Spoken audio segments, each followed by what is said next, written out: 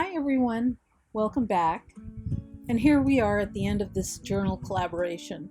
It's hard to believe it's been 8 weeks. First of all, please excuse the shadows caused by this chunky journal, but I wouldn't want it any other way. All right, the first page, I love Claudette's intro page. For me, it's a true gift, not only with the art she created, but to have included a picture of her family, especially when the kids were younger, makes it extra special. This is last week's layout that I did, and if you recall, the struggle was real, but I'm very happy with the way it turned out and glad that I got to use some vintage wallpaper and photos from the 1960s. This one reminds me of bookends. I made the page on the left to mimic what Claudette did on the right, and I call these sister pages. And here's the first spread that I did, my very first YouTube video. I know I scared many of you with the crazy background. It was just a glimpse of how I create layers and tone things down while allowing a lot of the color to shine through. I love this layout that Claudette did. It reminds me of one of my favorite TV series called Wild at Heart, and it's set in South Africa, which just keeps the connection even stronger. Okay, I did this one off camera, and let me show you what it looked like starting out. So the left side was already painted, and I went ahead and collaged the right side to pull it all together. Then I created a mask, painted the outer area black so that I could highlight all that juiciness right there. That's the background. Then I used an image from McCall's pattern. This was actually a dress made for me for my 8th grade graduation. I had the exact fabric as you see here, but it was in pink.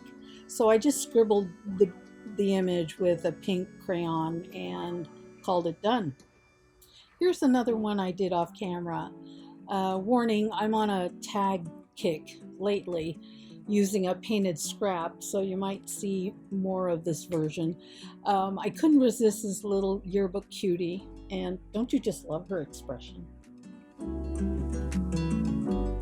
I love the simplicity of this layout by Claudette, and the texture of this paper is so awesome.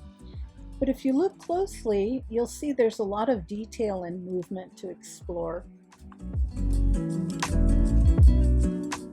I did this one off camera too, and it wasn't until I made this video that a lot of memories emerged. This combination of pinks is a color reminiscent of my childhood home. My mom called it shell pink. And it's as if this page on the right represents all the stories within those walls. And then I found this old wonky face sketch in my stash, so I just plopped it on the page. Maybe it's me, maybe it's my mom. I'm just going to leave it and let it be. And this. Claudette once said that sometimes she doesn't check her journals when she starts working in them. So she has a few pages that are upside down, and she's learned to accept it. Well, this is an example of one of those pages, and I'm just tickled that she left it this way. I mean, how special is that?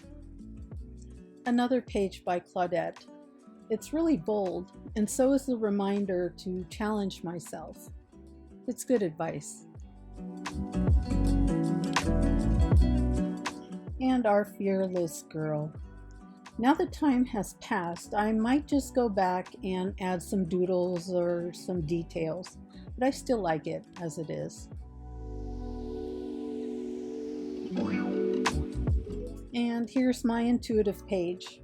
I guess it speaks for itself.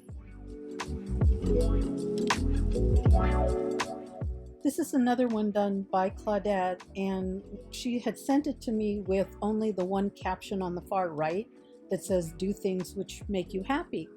So I just added a couple other phrases and used the same scraps she used that she sent me, and I really love how it turned out. And the last page, I simply added a label with our words, connection and courage. And then I added a plastic pocket to hold a handmade envelope and note from Claudette. And the heart is by Mistel. And I like keeping it here because not only does it look good, there's a lot of love within the pages of this journal. And that's a wrap. I want to thank you again for watching our first journal collaboration. Did I just say first? Anyway, it's been a lot of fun. Thank you for your support. We really appreciate it. And hopefully, we'll see you very soon. Bye.